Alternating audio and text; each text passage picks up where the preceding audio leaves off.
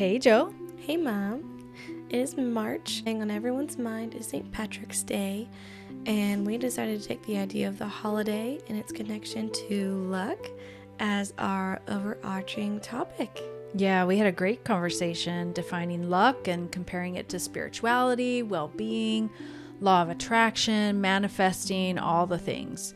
The conversation for our listener is broken up into 4 episodes released throughout the month of March, and we'll label them parts 1, 2, 3, 4, just in case the listener wants to listen in order.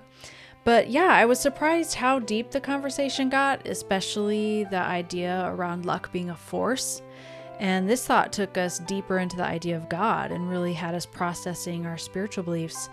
You know, we questioned whether luck was an internal or external force. So is it something that we create from our own thoughts and feelings, or something that's outside having an impact on our lives that we have no control over? And how would that be like our idea of God? Absolutely. It brings up a lot of questions. You know, is God good? Is he involved? Is God caused by luck? Is he internal, external? Is he both? Is God really in control of our world, or is he limited? So yeah, it was really surprising and fascinating. It was a great conversation, and I don't think we expected to get so deep into luck, but I know I've never spent so much time thinking about it, but I really enjoyed it. I hope for our listeners you really enjoy it.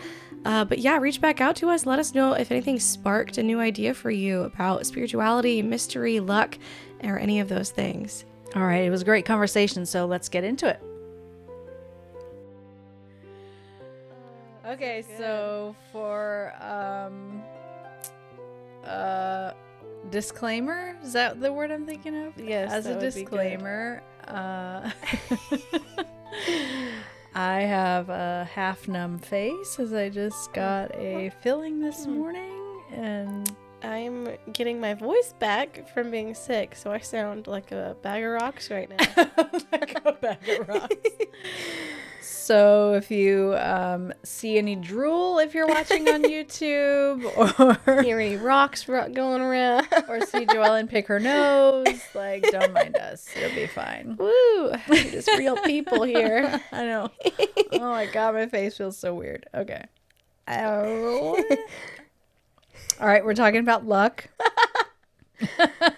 I'm not feeling super lucky today. I'm not feeling super lucky either. Well, I guess, it's all perspective. That's true. I do feel lucky that I'm here with you and we're doing this thing.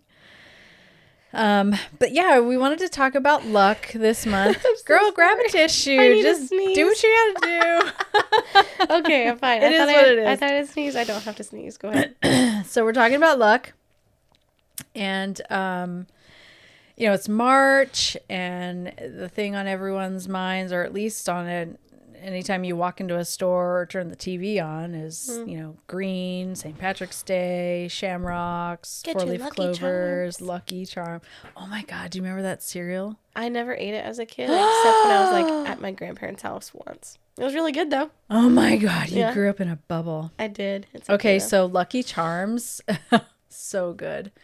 But I think, I was thinking about this the other day, they came out with a version of that cereal that was only marshmallows. Oh my gosh. Do you remember? Does that sound familiar? I do remember hearing about that. Yeah, because we talk about as sugar kids, rush. we would pour the cereal in the bowl and just eat the marshmallows. And apparently we weren't the only ones doing that, because the company came up with the idea to release an only marshmallow version of their cereal. So wow, apparently enough people were eating just the marshmallows. How does a company figure that out? I don't know. Maybe they get reviews or whatever. I don't know. I don't so know. Funny. But what do you do? Troll garbage cans and see that? See here, other. That's so weird. Funny. Anyways. So we're talking about luck, being March and St. Patrick's Day, and just kind of what we're surrounded by. And I just thought, luck might be an interesting topic to dive into. And it seems like it would be kind of this surfacey kind of topic. But the more I thought about it, the more I was like, well, what is luck really? And is it something that we are in control of? And what does it have to do with like God and religion or spirituality or manifesting or just belief systems? You know, like there's so many points of intersection around this idea of luck. And so I just thought it would be a cool conversation to kind of see, you know, where things go and how deep it gets and what we might uncover. And you found some pretty cool stuff, but let's define luck, I guess, first of all. Yeah. The Cambridge Dictionary 2012 edition says luck is defined as the force that causes things, especially good things, to happen to you by chance and not as a result of your own efforts or abilities or success. By chance. So it's a force, A, and it causes things. The force itself causes something, good or bad, though most definitions I saw included the negative aspect as well, like bad luck, right? So good or bad. This one happened to say especially good things. By chance. So it's a force that does things in your life, but it's by chance. That seems to me a little bit contradictory. Like, it's a force, so you would think like the force is like intending, oh, we're gonna, you know, the force might have a plan, but maybe what is a force? Is, you know, what is the force? I feel like we're getting into Star Wars here, but that is funny. They're like, what if the force, if a force genuinely does something by chance, that more or less means by accident, right? The force is like, oops, oopsie, good for you, I guess. Bumped into you. Sorry about that. Oh my god. But that's it. But yeah, it was interesting to think of it as a force that causes things. So like for something to cause another thing, I don't know, like, I guess I could see how like there could be randomness in that, but I don't know. I think of the way I tend to think of maybe cause and effect, is that there's a kind of a directive. Yeah. You know what I mean? Like a desire, I guess, maybe is a good word to put in there. Like there's like the force has a desire to do a thing. And so it causes a thing to happen. But I guess I could see the non-desire, like a cause, you know, I got a virus and so I sneezed. It wasn't like the virus is like, I really just want to make her sneeze. You know what I mean? So like we enter into certain situations and things happen because they're like natural progressions of just the thing that happened before. And I mean, we could get into Darwin and all that stuff, but we won't. Because I didn't research that enough. That's a couple master's degrees ago. It makes me think if this has to do with like our perspectives too. Like maybe it seems like by chance to us, but rather it's on purpose by the force. I mean, I know within like religion, there's a lot of those things where like it can seem like, oh, that just happened, but it's actually like the intention of the force that religion believes in, that they've supplied and they provided. And yeah, there was this paper. It needed a subscription to read the whole paper, but so I only got the introduction. But the person who wrote this paper was kind of defining spirituality and well-being and luck, and kind of looking at the way that they interact and inform each other. And that, so like she defines spirituality as the quality of involving deep, often religious feelings and beliefs rather than the physical parts of life. So spirituality is this like ethereal, religious, like thoughts and belief systems or whatever. And then well-being, she defined as the state of feeling, well, Cambridge actually is the definer of these things. So that's how Cambridge defines spirituality. Cambridge Dictionary also defines well-being as the state of feeling healthy and happy. So this idea that, and luck was the only one of those three things that included the word force.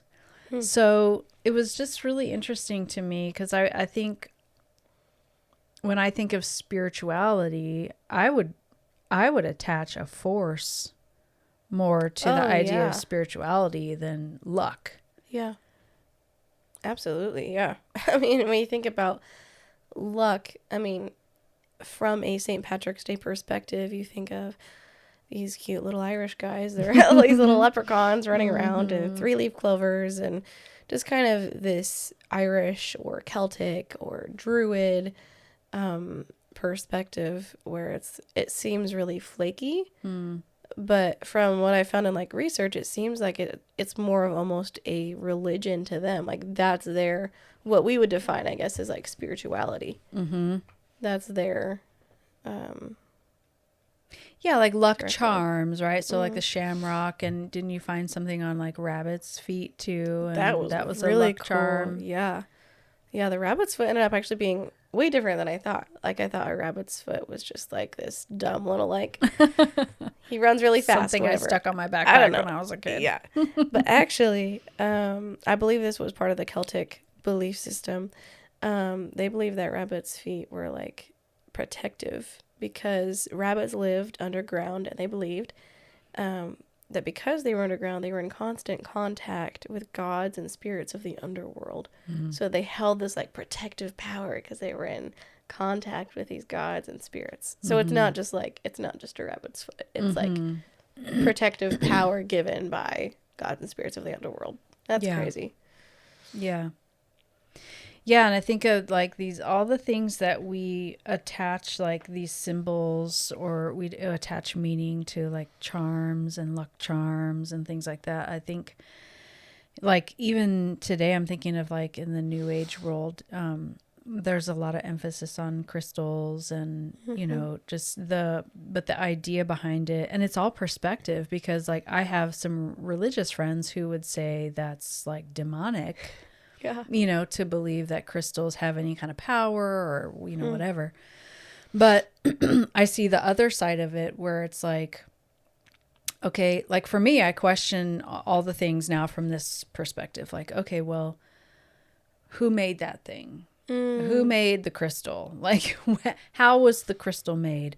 Sure, we have man-made crystals nowadays. And, but like crystals are rocks. That's all it like. They were made in the earth, most of them. And so, they're made by nature, and depending on what, you believe nature to be, if it's God or evolution or some combination of the two, like I don't know, to me it seems like there's only power in a thing that you give it. You know what I mean? Like, it's almost like it's our perspective. It's what meaning we attach to a thing. The power that it will hold. Yeah, it's the power that it holds. Whether that's, it's like I can hear, I hear people in my feed, in my head right now. Like I just have so many like super religious friends that, would really, really argue that, because there is a really strong belief in the religious world about demonic powers and, that we have to always be on guard. We have to always be very careful because we're susceptible to, quote, the enemy and like dark forces and all these things. And that's probably where these good luck charms or these symbols or whatever, like the rabbit's feet and crystals and, talisman and just different things like that. Like most cultures and traditions, whatever meaning they attached to them, it was usually to do with protection from dark energies or evil spirits or whatever it is, Yeah. It even makes me think of like what would religion say about like a rabbit's foot? Because it came from the underworld. Like, what's the underworld? Is that hell? Yeah. That's scary. Yeah. it just, we were just talking about it. It was like how people, I mean, maybe this is tying too much into February, but if people are sitting more in this mindset of love, how it kind of allows them just to kind of consider all the things. That's something I at least wanted to bring up was I don't, because I think there is a lot of skepticism around something like luck or manifestation and all the crystal things, whatever, or even religion. Like there's going to be people who listen and watch, I'm sure, who aren't religious and are like, oh my gosh, they talk about God so much. But if we're living from this place of love and just gliding along in life and just kind of like living in peace and seeking to live that way, I think that things like this aren't so scary because it's taking away the fear of asking the question. And that's what I'm just learning to experience is like, oh my gosh, I can ask the crazy questions. I can ask, oh my gosh, does a rabbit's foot really hold power? Is it power connected to heaven or the other side of it? You never know. But it's feeling the allowance to ask and look and explore has just been, I think that's the real freedom there. Yeah, and it makes me think about freedom to like play, you know, like to have thought play. Hey Mom, I'm having so much fun doing this podcast with you. Thank you so much for being open to the idea of a podcast. Just a project that is centered around vulnerable conversations and showing up for other people. Yeah, it's a joy, and I'm so glad we live in a time where we can create content like this and hopefully bless someone who's looking to engage with other people on topics that really mean something to our human experience. Absolutely. I know we invest a lot of time and money into creating this show, and we want our viewers to know that we are listener supported. So if this episode has been helpful or entertaining in some way, would you consider buying the show a coffee? Yeah, it's a fun way to support the project and help us know that it blessed you. If buying a coffee, though, isn't something you can do right now, we'd love it if you would rate and share the show episodes on your own social media and help us reach more people. Yes, we'd really appreciate all the prayers, good vibes, whether you buy us a coffee or share the content. We just want you to know we value you and your presence, and we can't wait to see where this project goes. All right, check the show notes for links on how to buy us a coffee, but for now, let's get back to the conversation.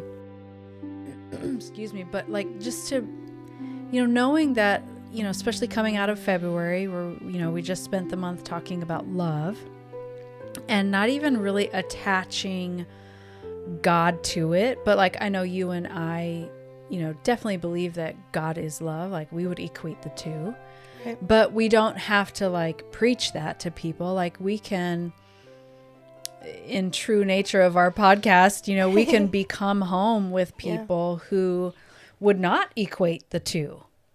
Because we can just think about these things and play in our thoughts and know that, we're secure in, what we, at the end of the day, we're secure where we lay our beliefs in our pillow and we put our head on the pillow and, we're just learning to love and to love better and, play with these thoughts. And so, the idea of luck being something religious or not is a really interesting idea because, it gets into this thing that's happening a lot right now, which is like manifesting. And I want to get into that. But, we defined luck as like this force, or I don't know if I would get on board with Cambridge's definition or not, but as far as it being a force, or maybe there's an intelligent force and a non-intelligent force that could also be explored. But why we wanted to talk about luck, we wanted to kind of dig into St. Patrick a little bit and get into his story and kind of, he was known as the patron saint. He's the patron saint of Ireland, but he wasn't even Irish. So that was interesting to me. Yeah, that was a brand new thing to me. I was like, what? Yeah. Why don't you tell us, I've been talking for a little bit. Why don't you kind of share some of the history that you found when you were researching half numb face. St. Patrick and sort of, what stuck out to you about his life? Yeah, he was a really cool person. No, Really the cool guy. end. The No. end. There is a lot of his life that is a mystery. That's at least what one of the articles said. And I was like, well, that was helpful. But the holiday in and of itself, St. Patrick's Day, I didn't even know this, but it's celebrating the day of his death. So he was born in Great Britain. He was the son of this wealthy family, born at the end of the 4th century. At the age of 16, he was taken prisoner by Irish raiders, and he got to work as a shepherd. And so he was actually raised in a Christian family in Great Britain, but he had never actually, prayed the prayer, walked the walk, whatever. Right. Now, as a shepherd, he's like away from people all the time, and there's a lot of moments as a shepherd. I'm sure you're like lonely and afraid, and you're like, I could use a friend right now. And that friend turned into Jesus. So he became like a super devout Christian. He talked about being in like the cold and the winter in his book, about how he didn't even like really notice the snow or the ice or the discomfort because of how close he was walking with God and how he just prayed all day, basically. And then when he was 22, so he'd been a slave for 6 years, he had 2 separate dreams that basically told him to leave. So he left not left Britain. He left Ireland and went back home. So his whole family, they're like, oh my gosh, it's so good to see you, whatever. And then after a while, he becomes a priest. He goes to school for that. And he has another dream. And it's the Lord supposedly telling him, you need to go back to Ireland and you need to share the gospel with them. So he's like, oh my gosh, I'm going to go back. Okay. So going back to where he was a slave in, which is crazy to me, that he was like, this is a good idea. I'm going to go do this. Because his family, of course, and all the religious leaders that he was around, they were against it. They're like, oh, the Irish people aren't worth being saved. But he went anyway. He taught the Irish how to read and write. But it was a really tough time for him. Like, says that he expected danger at every turn, and he expected to wake up to like imminent death. The Irish did not treat him fantastically, but there were some that really, really did accept what he had to say. There were some that didn't, that really rejected it, and did some really drastic things in order to prevent him from sharing the gospel with them. But it said, I remember the article we were reading said he died. Not that he was martyred, right? He just passed away, right? I don't remember. Because I don't think he was murdered. Okay, because I feel like it would have said something if it was like some crazy death. I think he just died. I think he just died, yeah. Okay, yeah. So you had a normal death. That is funny that we like... I feel like I think his holiday probably would have been more religiously geared if he had been martyred, though. Like, if he'd been killed in the name of Jesus, then we would probably know that. Yeah, that's interesting that you mentioned that, because this long article, The Real Story of St. Patrick's, that I can always say St. Patrick, that I got was off of the Voice of the Martyrs website. Yeah. So I kind of expected him to be usually you expect them to be martyrs if they're on there, but yeah. Yeah, so I think it's interesting, like, so kind of going back to how he became, as I think about the concept of a force that causes things, right? I'm thinking about how he said he wrote a book called Confessions, and he was kind of sharing how he became a Christian. And it just says, he said, the Lord opened my senses to my unbelief. So it wasn't, it doesn't say really that he attributes that to like people sharing the gospel with him. because he was a slave at this time. So he's surrounded by, quote, druids, or like, depending on who you are, what you'd call those people, Celtic people or non-Christians, basically. I mean, yeah, they call them like Irish Gentiles. yeah. So, for him to be in that atmosphere, there was a force that came in and opened his eyes to his unbelief, he said. That's so cool. So that's either lucky or not. I mean, it is said that St. Patrick was a very lucky guy. And I wonder if that is kind of the Irish perspective, because from what I understand, the shamrock, the 3-leaf clover, represents now St. Patrick, and the way he defined the Trinity was with this 3-leaf clover. But it said that before St. Patrick, the shamrock was this like lucky charm. Mm-hmm. So they just see, they're like, oh, look at Patrick. He's just, he's so lucky, whatever. And then I think he just came back and was like, actually. Mm-hmm. But yeah, like we talked about how, I talked, pregame before we started the podcast. We talked about like how, the shamrock was a symbol of luck to the Celtic people in Ireland before he even was preaching Jesus to them. And like many, I'll use the word evangelists, or people who, maybe the early disciples or early Christians, early apostles, whatever, who tried to reach non-Christian people, they would often use their own symbols and their own language, so to speak, to define Christ or God or like truth or something like that. So I thought it was kind of cool how St. Patrick was this guy who kind of did the same thing. He was in the 400s and he was trying to reach the Celtic people. And so he kind of like stepped into their world in a sense and picked up something that they had some kind of emotional connection to and used it as, metaphor or, whatever it was to kind of help them see something from a different perspective and try to explain the Trinity, his Trinitarian belief of Father, Son, Holy Spirit.